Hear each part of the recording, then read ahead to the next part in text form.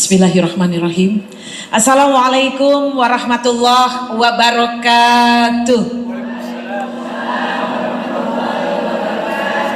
Innal hamdalillah nahmaduhu wa nasta'inuhu wa nastaghfiruh wa na'udzu billahi min sururi anfusina wa min sayyiati a'malina may yahdihillahu fala mudhillalah wa may yudlilhu fala hadiyalah. Asyhadu an la ilaha illallah wahdahu la syarikalah wa asyhadu anna Muhammadan abduhu wa rasuluh la nabiyya ba'dah.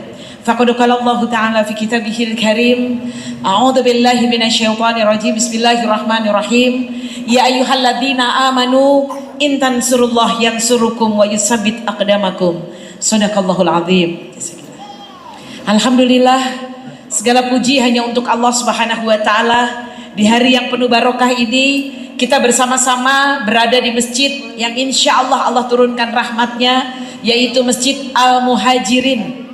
Hari ini ibu-ibu dan bapak sekalian, kita hadir di masjid yang penuh barokah ini. Semoga satu saat nanti kita mendapatkan perlindungan dari masjid ini, di mana nanti kelak tidak ada naungan kecuali dari naungan Allah Subhanahu wa taala. Dan alhamdulillah, siang hari yang penuh barokah, tentunya sama-sama kita doakan kepada yang kami hormati dan sama-sama kita doakan selalu sehat dan barokah Bapak Ketua DKM Masjid Al-Muhajirin, Bapak Haji Mukri. Sehat selalu Pak. Alhamdulillah, saya sudah pernah diajak sama Bu Mukri pulang kampung ke rumah Pak Haji. Ya Allah, sekampung saudara semua Bu. Tuh ibu udah pernah diajakin belum? Ih ya Allah, kalah sama saya. Saya udah pernah, alhamdulillah. Ibu, sama-sama kita doakan mudah-mudahan senantiasa dapat dalam naungan Al-Quran. Ustadz lalu yang sudah membacakan Al-Quran surat Al-Ahzab, mudah-mudahan insya Allah juga Allah senantiasa Allahumma arhamna bil Quran.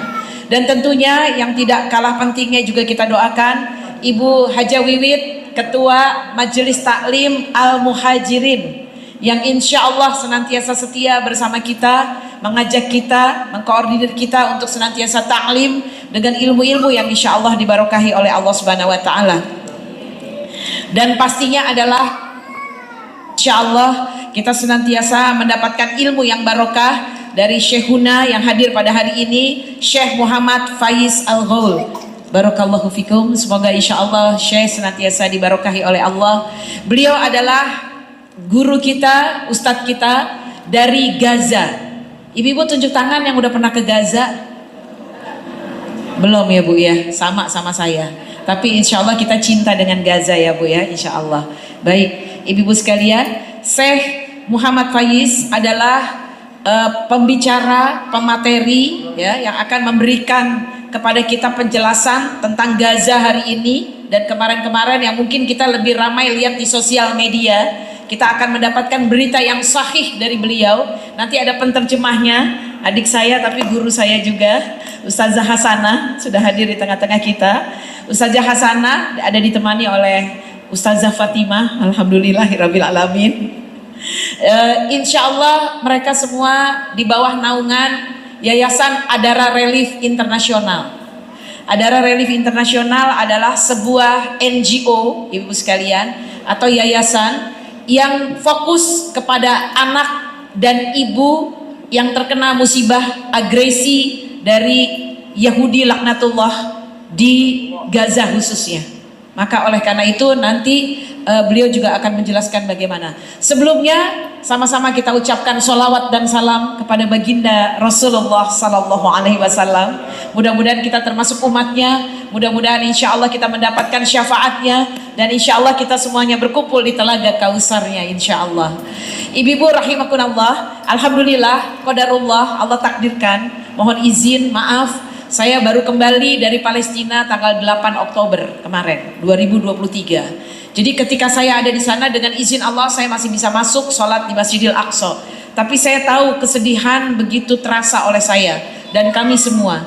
Kita sebenarnya tidak nyaman, cuman karena ingat perintah Rasulullah SAW. Ibu, kenapa kita mau mendengarkan tentang Aqsa? Kenapa kita harus membela Al-Aqsa? Kenapa kita harus bergembira dan berharap satu saat Al-Aqsa merdeka dan kita bisa bersujud bersama-sama di sana? Yang pertama dan utama adalah Masjidil Aqsa merupakan kiblat pertama umat Islam. Jadi ini yang paling penting. Kenapa ibu-ibu sekalian? Kalau ada orang yang bilang, kenapa sih kok jauh-jauh yang dipikirin? Kenapa sih harus Aqsa yang jauh di sana? Betul Bu, karena Aqsa artinya adalah yang jauh, kata Nabi. Jadi ketika Rasulullah SAW yang kedua, yang pertama adalah Masjidil Aqsa adalah kiblat pertama umat Islam. Rasulullah dan umat Islam, ibu-ibu sekalian, 17 bulan beribadah kepada Allah, sholat menghadap kepada kiblatnya adalah Masjidil Aqsa. Maka kemudian barulah ketika setelah 17 bulan Rasulullah SAW diperintahkan oleh Allah dalam surat Al-Baqarah 114 untuk kembali lagi, kiblatnya adalah kemana Bu? Ka'bah. Tapi sempat 17 bulan menghadap kiblatnya adalah ke Masjidil Aqsa. Yang kedua, ibu-ibu sekalian yang dirahmati Allah, yang kedua adalah Masjidil Aqsa, ibu-ibu yang saya hormati dan saya cintai, ia adalah merupakan salah satu masjid yang dibangun setelah Masjidil Haram. Hadis sahih riwayat Bukhari dari Abu Dzar Al-Ghifari, sahabat Rasulullah SAW. Beliau bertanya, ya Rasulullah, masjid mana yang pertama kali dibangun di muka bumi ini, ibu-ibu? Masjid mana Bu yang pertama dibangun Bu? Masjidil Haram. Ibu sekalian, Masjidil Haram, Masjid Al-Haram adalah yang pertama kali dibangun di muka bumi.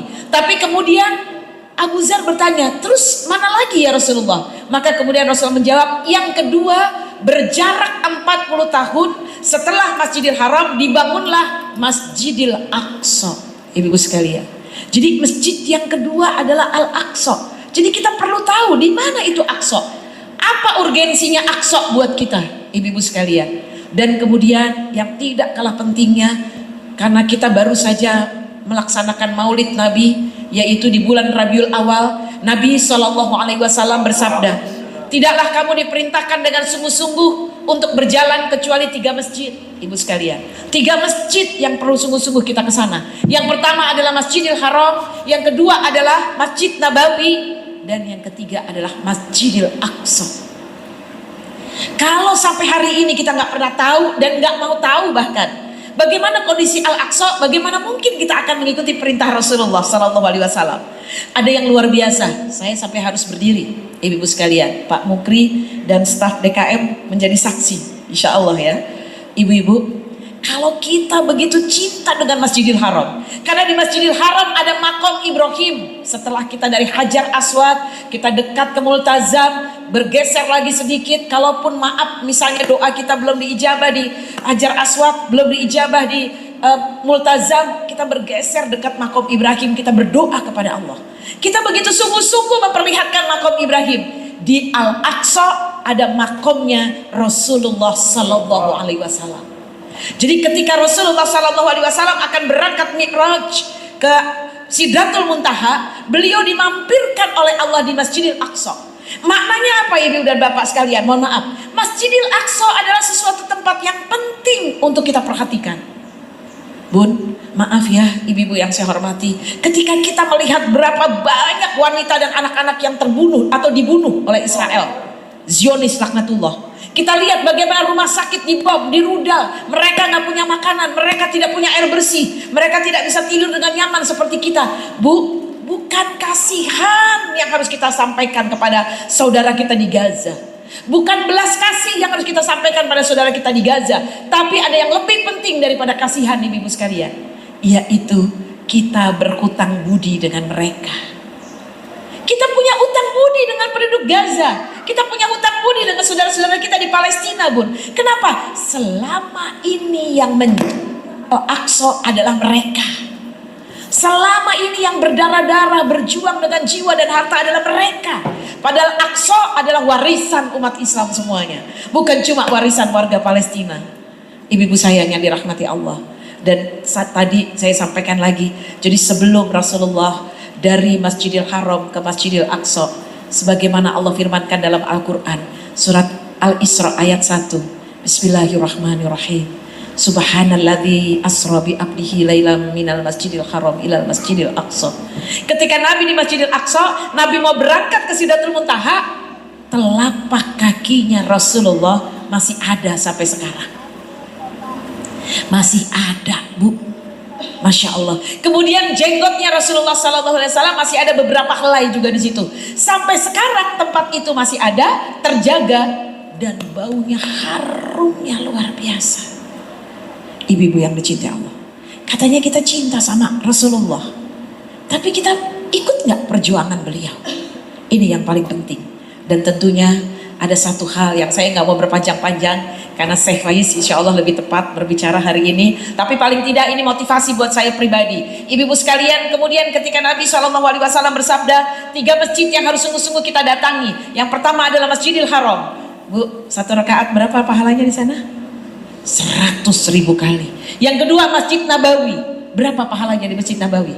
1 rakaat 1000 kali. Dan di Masjidil Aqsa 1 rakaat ada yang meriwayatkan 500 kali lipat, ada yang 250. Tapi pokoknya berlipat-lipat. Tapi kemudian ada seorang sahabiah, seorang perempuan di zaman Rasulullah SAW bertanya, "Ya Rasulullah, seandainya kita tidak bisa ke Masjidil Aqsa, apa yang harus kita lakukan?" Ibu-ibu sekalian, Maimunah bertanya kepada Rasulullah, dan Rasulullah menjawab, "Wahai Maimunah, sungguh jika satu saat kita tidak bisa ke Al-Aqsa, ketika kita tidak sampai ke Masjid Al-Aqsa, Bun, karena Aqsa artinya jauh. Sekarang hari ini di Palestina, mungkin kita harus beberapa kali naik pesawat, kemudian kita juga butuh waktu dan juga tenaga dan harta untuk ke sana. Maka kata Nabi, kirimkanlah minyak-minyak zaitun kalian untuk ke Al-Aqsa, agar Al-Aqsa senantiasa lampu-lampunya menyala tak kenal henti." Artinya ibu-ibu sekalian, doa-doa kita, dana-dana kita, bantuan-bantuan kita, doa-doa yang tak kenal henti, Allah pasti Sami'un Basir. Allah adalah pasti mendengar doa-doa kita.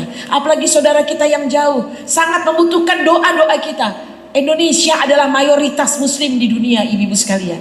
Maka wajar kalau saudara kita di Palestina menunggu doa-doa kita, menunggu ibu-ibu sekalian cinta kita kepadanya. Insya Allah mudah-mudahan seluruh tanah Al-Aqsa yang jumlahnya 14,4 hektar dan juga negeri Palestina yang juga kita berhutang budi dengan mereka, karena Palestina negara yang termasuk mengakui Indonesia merdeka di awal-awal. Mudah-mudahan insya Allah kita semua yang hadir bersama keluarga bisa sujud bareng-bareng di Masjidil Aqsa bersama-sama dalam keadaan merdeka insya Allah. Takbir, Allahu Akbar, Allahu Akbar, Allahu Akbar. Mudah-mudahan kecintaan kita kepada Masjidil Aqsa akan terwujud dengan ilmu-ilmu yang akan disampaikan oleh Syekh Faiz.